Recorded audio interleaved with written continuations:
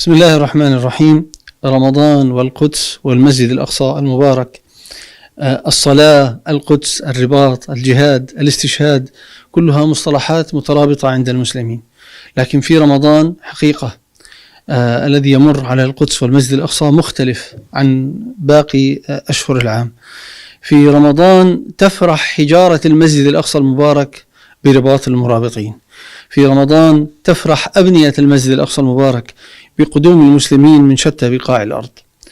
أنا أريد أن أستفيد من هذا الفيديو بأن أدعو كل مستطيع للوصول إلى القدس والمسجد الأقصى المبارك من أي جنسية كان أن لا يتردد في أن يكون من عمار المسجد الأقصى المبارك في هذا الشهر المبارك، وأن يحرص أن يقضي أطول فترة ممكنة في داخل المسجد الأقصى المبارك.